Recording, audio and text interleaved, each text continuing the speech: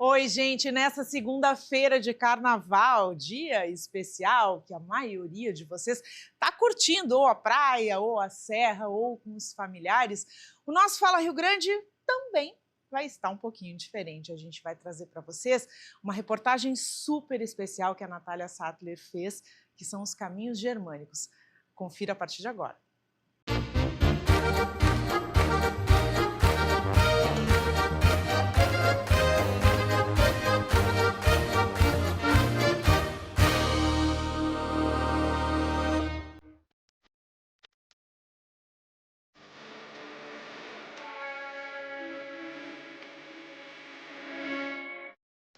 Há 200 anos chegava pelas águas do Atlântico o primeiro grupo de alemães para colonizar o Rio Grande do Sul. E agora eu te convido a embarcar numa viagem no tempo e conhecer o legado deixado pelos imigrantes.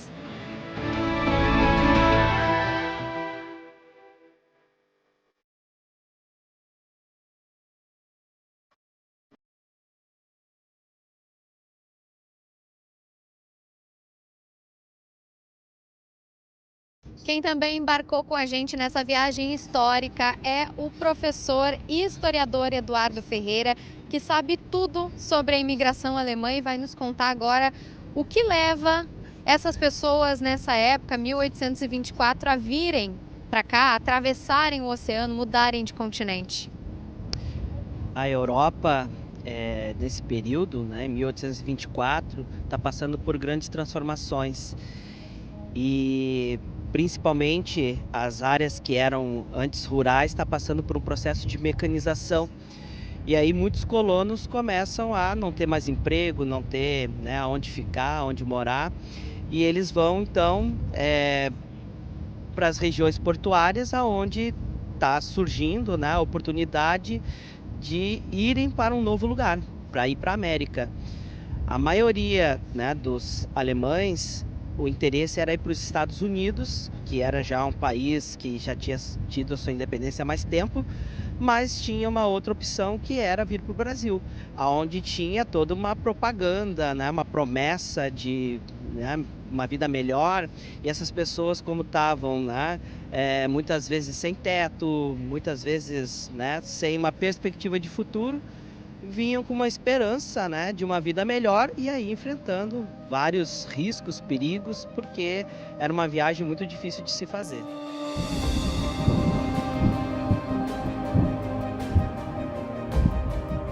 Em geral, essas viagens levavam de 4 a 5 meses. No caso desses primeiros imigrantes que vieram aqui para o Rio Grande do Sul, saíram no mês de março, final de março, volta de 28 de março, e chegaram aqui, né, na região de Porto Alegre e depois em São Leopoldo, em 25 de julho de 1824.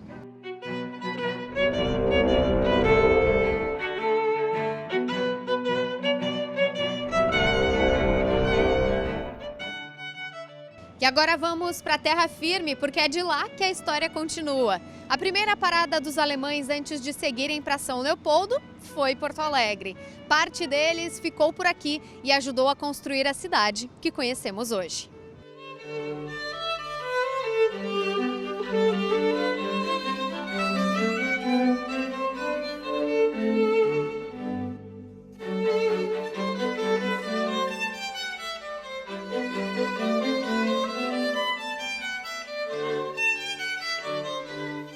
Porto Alegre é mais germânica do que se imagina. Grande parte da cidade foi projetada por um arquiteto alemão, o imigrante Theo Wiederspann, que chegou ao nosso estado na década de 1900. Entre as principais obras assinadas por ele aqui na capital estão os prédios onde atualmente funcionam o Memorial do Rio Grande do Sul, o Museu de Artes do Estado e a Casa de Cultura Mário Quintana. E é para lá que a gente vai.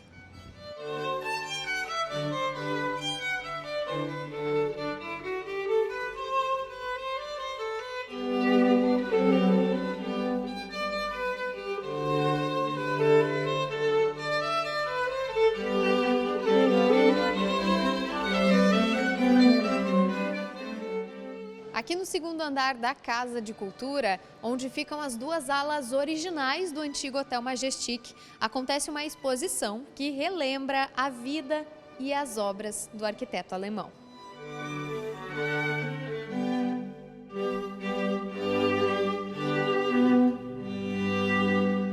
Porto Alegre, naquele momento, estava se tornando o que o governo da época apelidou de o cartão de visitas do estado do Rio Grande do Sul e precisava, então, ter uma produção arquitetônica, visual, que desse essa resposta, que demonstrasse esta dimensão que se estava querendo buscar. Então, se buscou essa referência na arquitetura alemã e se trouxe profissionais para fazer esse trabalho, que é o que veio, nesse momento é o que vem o TEL para trabalhar aqui.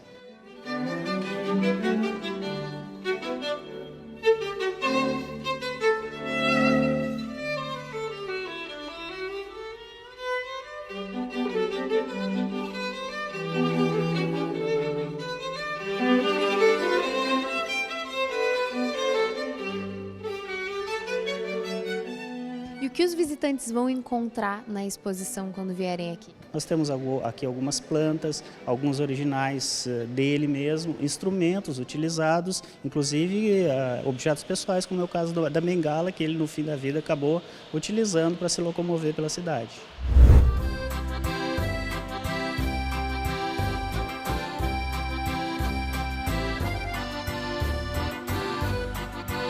E você sabia que os imigrantes alemães deixaram um presente para os gaúchos lá no mercado público?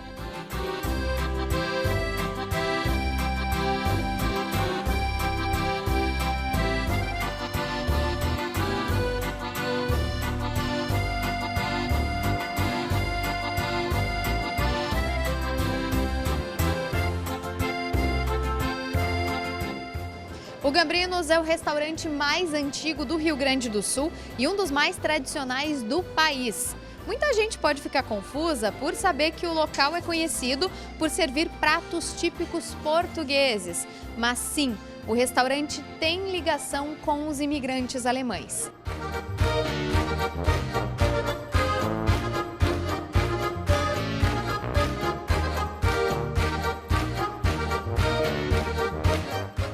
O Gambrinos tem origem alemã, foi fundado por uma confraria de alemães que nesse espaço aqui se reunia para tomar cerveja, confraternizar, contar suas histórias, né?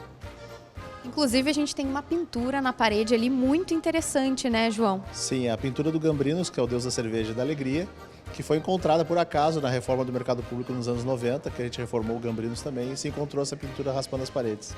E já que nós estamos num local protegido, aí, abençoado pelo deus da cerveja e da alegria, tem um choppzinho pra gente, João? Claro que tem. Bora lá, então. Bora lá.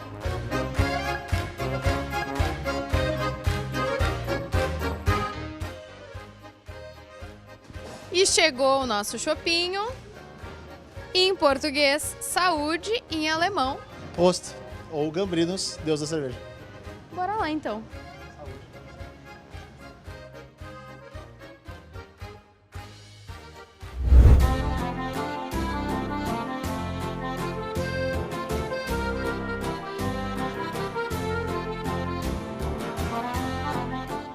E é claro que a culinária típica não poderia faltar na nossa rota pela Porto Alegre Germânica. Nós viemos conhecer uma loja que produz uma receita original lá da Alemanha.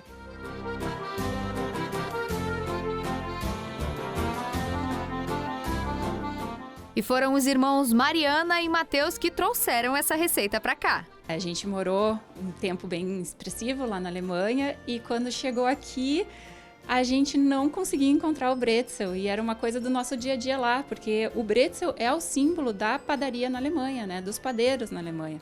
Então, quando a gente chegou aqui, não tinha para comer, a gente estava com muita fome de bretzel e decidimos, bom, vamos resolver o nosso problema, né? Vamos fazer a empresa com base nessa culinária que tem ligação à nossa família, tem ligação com a nossa história. Quando nós moramos na Alemanha, nós tínhamos os vizinhos que, por acaso, eram um casal, que a mulher era brasileira, então a gente logo fez amizade e o marido dela é padeiro. Então, ele, sabendo que a gente ia vender no Brasil e não na Alemanha, ele nos conseguiu a receita original para que a gente pudesse repetir aqui. A ideia deu tão certo que a empresa já expandiu. Os bretzel dos irmãos são vendidos em grandes eventos pelo estado e fora dele. O Matheus garante que o segredo para o sucesso está em cultivar as tradições. A cultura alemã sempre esteve muito presente na nossa família e acho que alguns valores são bem importantes que a gente carrega junto com a gente, que é a questão de comunidade, de planejamento, de organização. Isso tudo vem de berço, né? E a gente carrega com a gente, né, tanto no nosso trabalho quanto na nossa vida no dia a dia.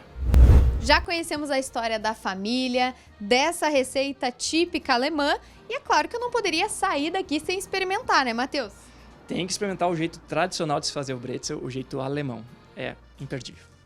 Então vamos lá, o cheirinho tá maravilhoso e já fica o convite para a semana que vem, no próximo episódio da nossa série, para conhecer mais lugares que representam o legado dos imigrantes alemães aqui no Rio Grande do Sul. Até semana que vem!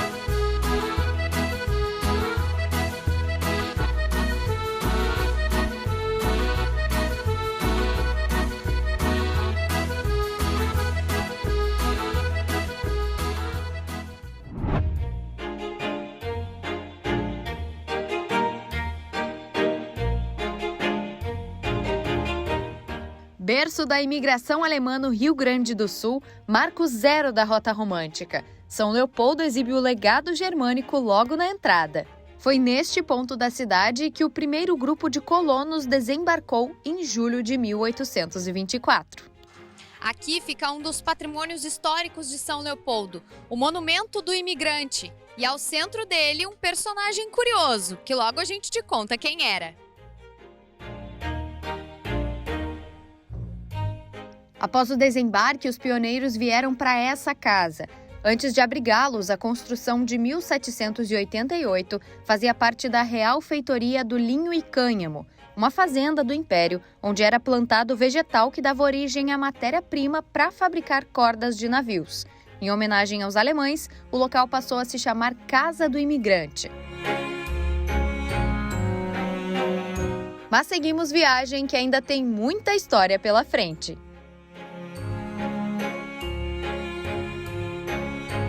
Vamos conhecer o lugar onde todas essas memórias estão guardadas. Herzlich willkommen! Seja muito bem-vindo!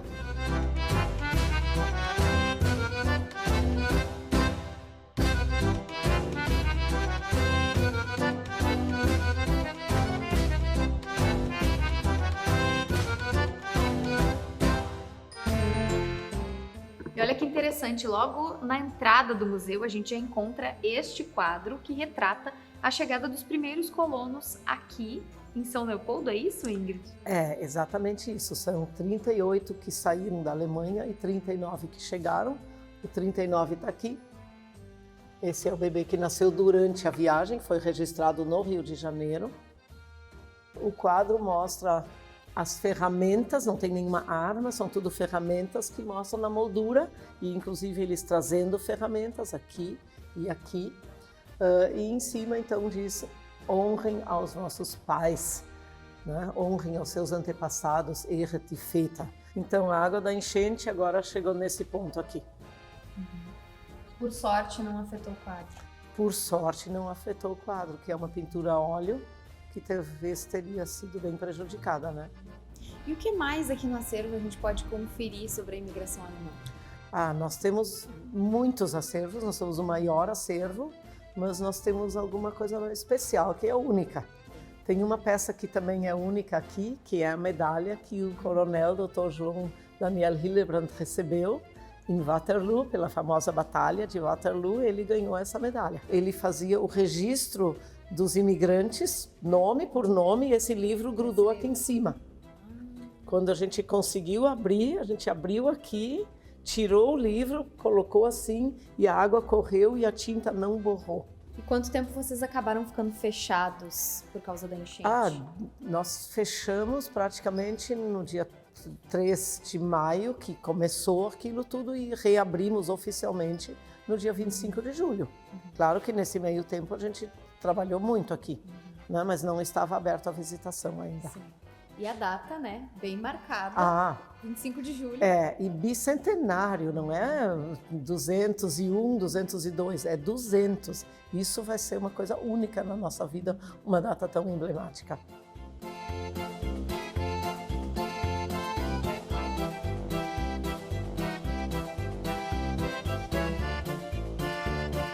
Chegamos na famosa Bíblia.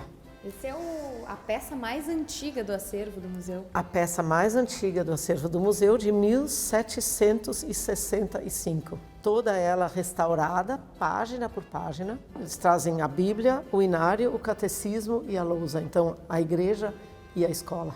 Eles já vinham aprendendo no navio, sempre tinha, com certeza, uma das pessoas que vinham junto que estava ensinando alguma coisa para as crianças. Quando eles chegam aqui, eles continuam. Vamos se reunir lá na nossa choupana, vamos continuar aprendendo. Até que essa escola já tem um nome, 2 anos depois, Colégio Rio Branco. Instituto Rio Branco, que está cada vez maior, cada vez mais famoso.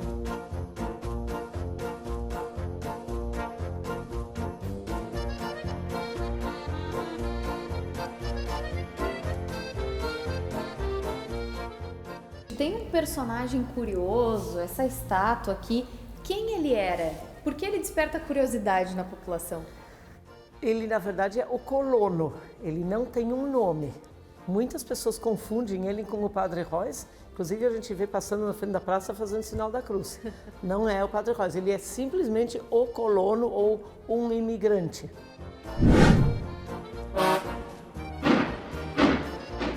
A chegada dos alemães estimulou a agricultura na região. Tudo que era produzido nas colônias precisava ser levado a Porto Alegre de carroça ou de barco. Esse trajeto levava horas ou até dias. Muita coisa estragava, se perdia pelo caminho, mas a solução chegou em 1874, com a inauguração da primeira estação ferroviária do Rio Grande do Sul.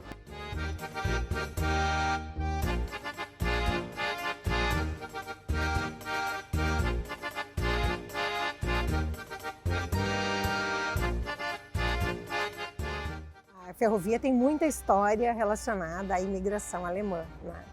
A começar por esse primeiro trecho da estrada de ferro de Porto Alegre, Novo Hamburgo, que depois se estendeu até Canela, que ele é um trecho especificamente pensado nessa potência da colônia alemã. E aqui estava um grupo de pessoas, de imigrantes, né, com uma variação de produção agrícola enorme, e que precisavam então, né, ter essa disponibilidade de um transporte com mais fluidez para poder fazer o seu comércio prosperar. Essa plataforma foi a primeira plataforma do Rio Grande do Sul onde o trem parte então para Porto Alegre.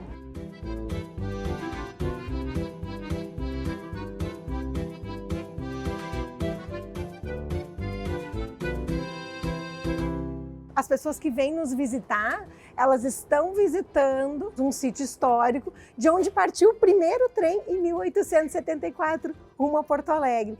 E antes disso, Natália, a gente teve aqui o lançamento da Pedra Fundamental já em 1871, que foi um evento importante com autoridades de toda a ordem da região, e para esse momento, pela grandiosidade desse investimento e daquilo que se tinha como expectativa que geraria então o crescimento que gerou, se confeccionou uma pá, né, com metais, com pedaços de madeira nobre e tal, e essa pá está conservada no Museu Histórico Visconde de São Leopoldo. E tem alguns vagões estacionados aqui, tem muita história para contar. Sim, interessante o que nós temos aqui, que a gente denomina de carro de passageiro, que são da década de 40, e nós temos então um carro-restaurante, um carro primeira classe, segunda classe, onde a gente tem condições de entrar e o museu fica aberto com disponibilidade do público de observar as diferenças dentro de cada um desses. Vamos entrar?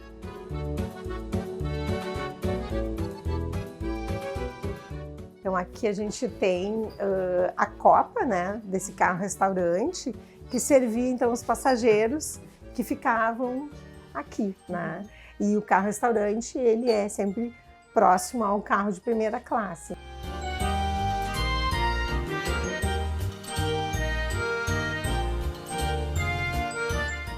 E aí a gente tem aqui o primeira classe. Vamos dar uma olhadinha nessa outra tecnologia. Se a família vinha mais numerosa ou se não queria viajar de costa, ela tinha condições de virar o banco, né, e poder desfrutar aí de uma viagem mais confortável, que é o que a gente está fazendo agora. Para dar um pouco mais de conforto e também a privacidade, né? Se a pessoa não conhecia quem estava ali perto dela, vou virar o banco aqui e ficar tranquila. E aí a gente ouve muitas histórias. Eu ouvi recentemente da Oma, que está compondo a nossa corte do bicentenário, ela nos contando que a família e o pai dela não tinha muitos recursos para poderem viajar de primeira classe, e eles iam sempre a Montenegro.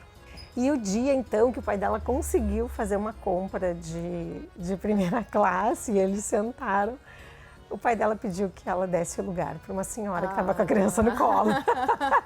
E ela teve uma frustração, porque ela teve que ficar de pé daí, dando lugar por educação. Então, ela conta isso, assim, muito, né, rememorando lembranças da infância, né? E são N histórias que a gente ouve aqui no Museu da População.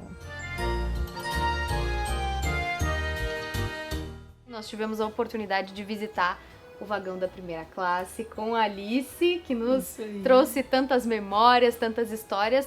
Alice, muito obrigada pela participação, pela atenção conosco. Fica à vontade, quando quiser voltar, estamos abertos. Pode deixar. E a gente segue a nossa viagem pelos caminhos germânicos hoje em São Leopoldo, no berço da imigração alemã.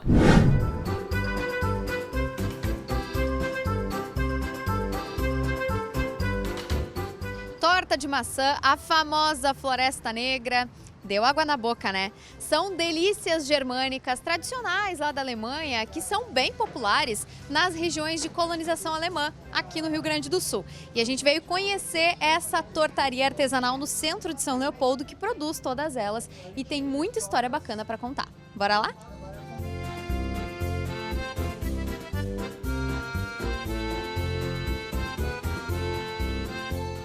Quem nos recebe com essa mesa maravilhosa é o Gustavo, proprietário da Becker House, que vai nos contar agora essa ligação da tortaria com a cultura germânica. Então, na verdade isso vem de família, né? Porque nós temos origem germânica também, né? Não só, mas também. E quando eu tinha meus 19, 20 anos, eu, justamente na tentativa e na expectativa de resgatar um pouco essa questão cultural germânica, eu fui para a Alemanha por um período e morei lá em Munique, né? E efetivamente isso faz uma transformação na vida da gente e altera assim completamente a forma de a gente enxergar as coisas, o mundo e tudo mais. E aí eu tive a proximidade com a cultura gastronômica também, né?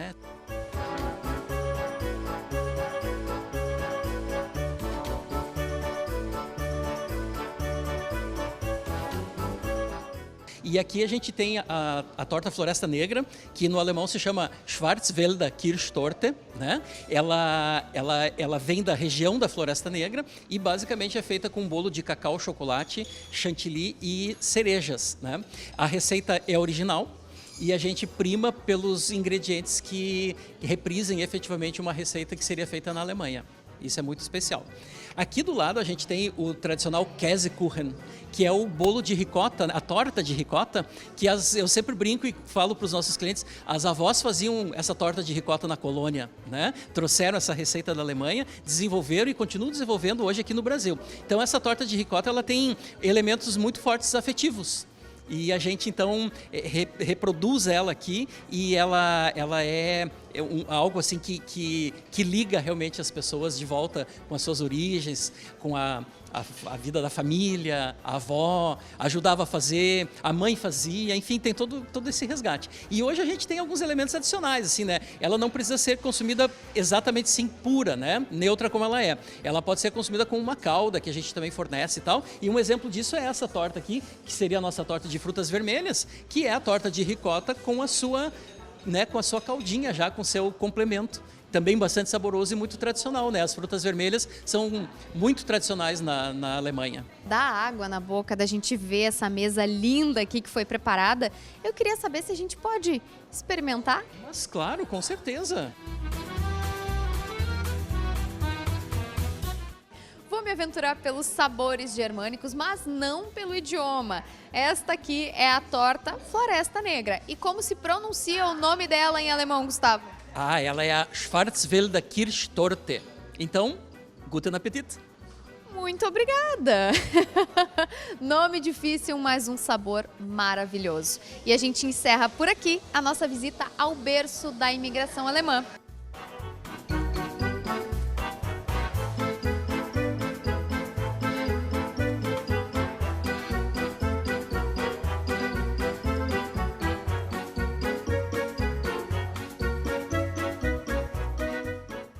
E agora a gente vai fazer um rápido intervalo, mas continua por aí, porque tem muito mais caminhos germânicos que comemora a chegada dos imigrantes alemães aqui no nosso estado. Não saia daí. Fala Rio Grande, volta já já.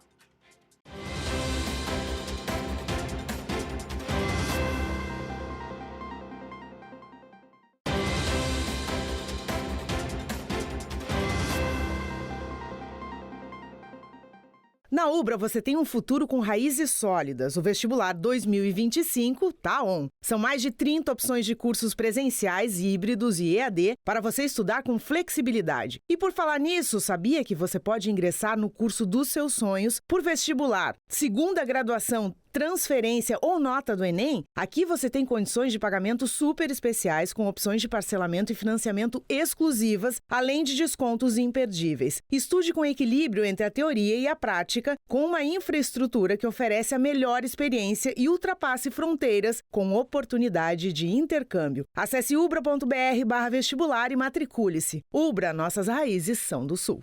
Estamos de volta e continue conferindo a nossa programação especial nessa segunda-feira de Carnaval.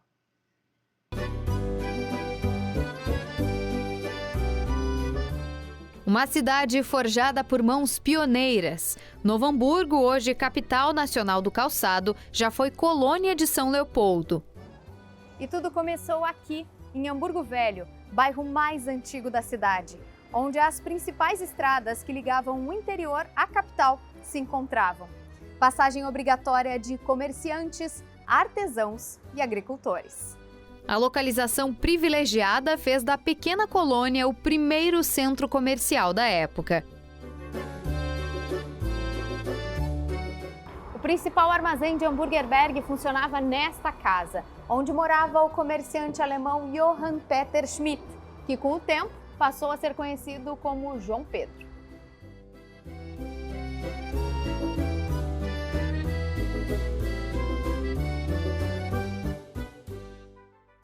Novo Hamburgo, que é muito conhecida por ser uma cidade industrial, principalmente ligada à indústria do couro e do calçado, ela teve, na verdade, a sua primeira vocação nas casas de comércio. Esse é, com certeza, o primeiro entreposto comercial da região, né? A casa aparece pela primeira vez como casa de comércio, como residência, já em 1831, quando o imigrante alemão Johann Peter Schmidt adquire essa casa. Aqui já existia não uma estrada, não uma rua, mas um corredor de tropas, que era justamente para levar o gado dos campos de cima da serra para a capital e para as charqueadas. Aqui no entroncamento muito importante, né? Isso aqui virou um entreposto para toda a região, né? Dois Irmãos, Campo Bom, Sapiranga.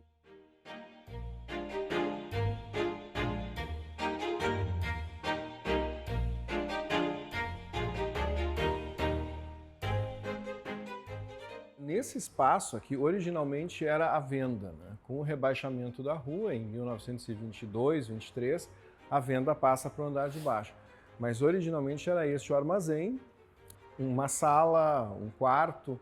O vendeiro, ele sempre tinha o seu quarto ao lado da venda, até por questões de segurança, porque guardavam valores em casa, né? E aqui restaram algumas taipas originais, né? O que é uma coisa muito rara, uma casa dessa época com taipa de barro ainda. Que é uma característica muito forte do estilo enxaimel, né? Exatamente. Essa técnica construtiva vem com os imigrantes e é uma técnica que existe em toda a Europa, ela não é só alemã.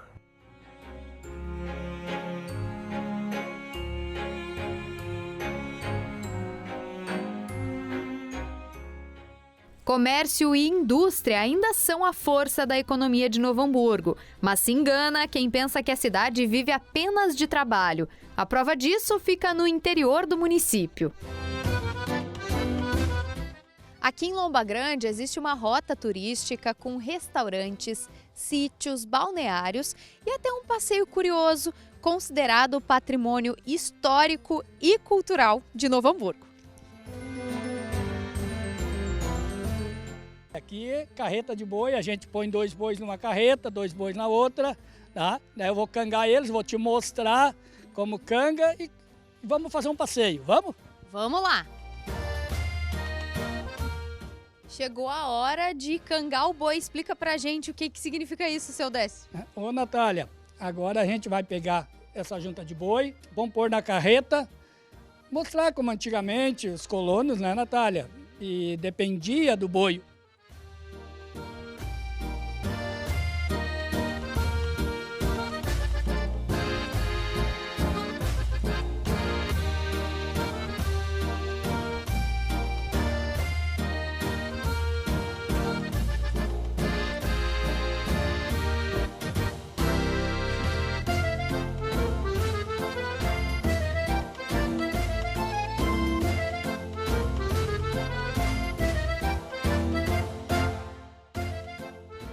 Seu Décio, há mais de 20 anos acontece a carreteada aqui em Lomba Grande e junta muitas pessoas aqui quando acontece esse evento?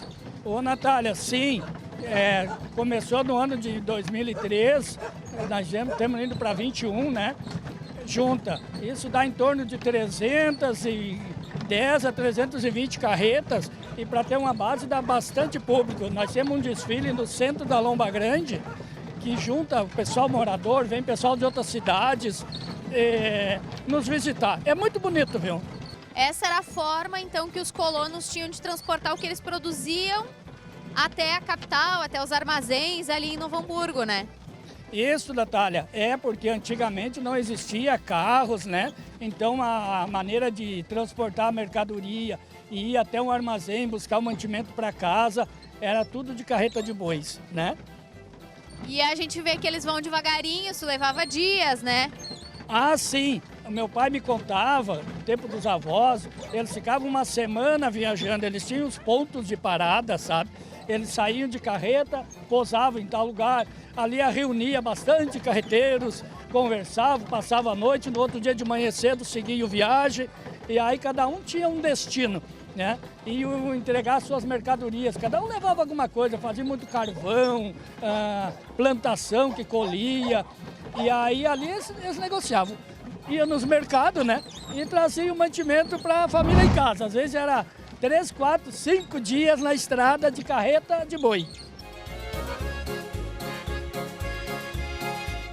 Tá, vamos, mineiro, gaúcho, pera. Agora o seu Décio precisou descer aqui para tocar os bois e a gente fazer um retorno para voltar para casa dele.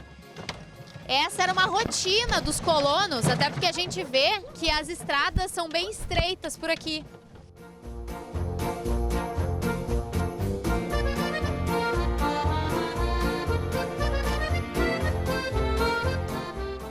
Acabou nosso passeio de carreta de boi, a gente veio aqui para casa do seu Décio de novo, que nos apresentou um pouquinho dessa rotina, de como era o dia a dia dos colonos, né, seu Décio? Muito obrigada, viu?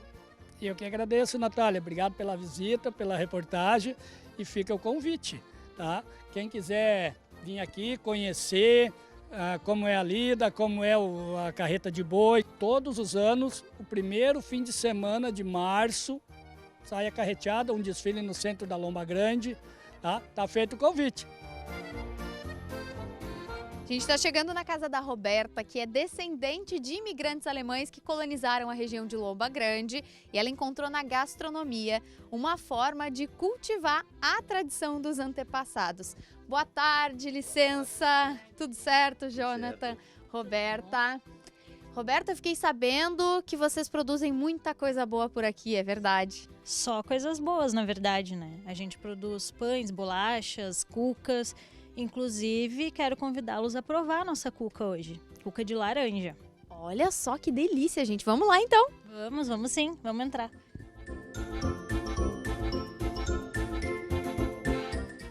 A Roberta e o Jonathan prepararam um café colonial para nos receber hoje à tarde. Roberta, conta pra gente um pouquinho de cada coisa que tem aqui. A gente tem, então, aqui algumas bolachas que a gente produz, tá? Toda semana para a Feira do Produtor.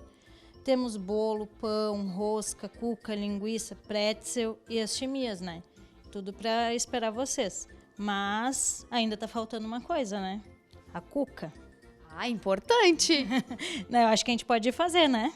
Vamos lá, então. Vamos conferir essa receita que é alemã mesmo. Sim, é de cuca alemã, né? Receita que tá no caderno de receitas da minha mãe e que ela aprendeu com a minha avó, né? Que é de origem alemã.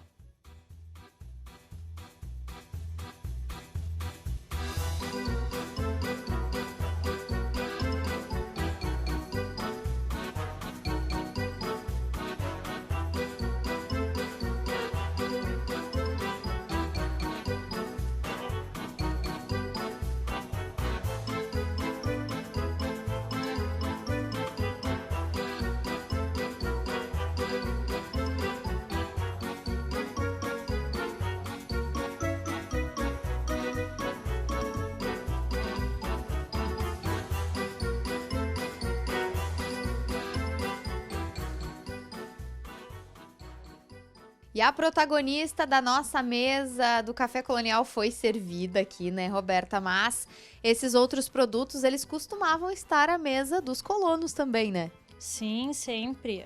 Aqui na nossa região, a rosca de polvilho, né, é muito consumida, né? A própria cuca de laranja. Então, né, eu pensei em trazer elas para nossa mesa para realmente mostrar que era o que era consumido aqui pelos imigrantes, né? A Roberta, que é descendente de imigrantes alemães, se conectou mais com essa cultura germânica por causa do marido, o Jonathan, que é lá da fronteira, mas é um apaixonado pela cultura alemã. É isso, né, Jonathan? Sim, sim. Isso me pegou muito porque lá na nossa região é muito mais a cultura gaúcha em si, é o churrasco, é o carreteiro e tudo mais. Isso não tem muito lá, né? E vindo pra cá a gente nota essa diferença, né? Os festejos, a comida e a cerveja, assim, que tu vê muito mais ativa, né? É o que mais te encantou. Sim, com certeza.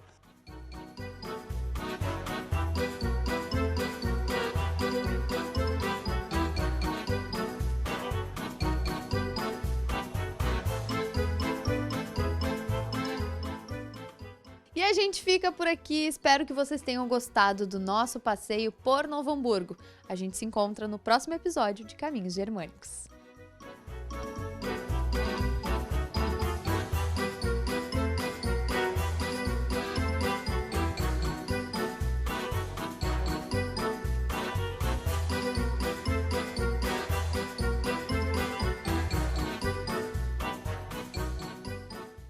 Fala Rio Grande de hoje vai ficando por aqui. Amanhã é feriado, terça-feira de carnaval. Aproveitem com consciência.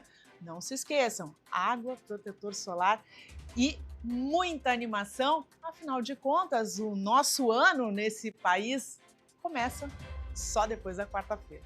Tchau, tchau. Espero vocês no próximo Fala Rio Grande.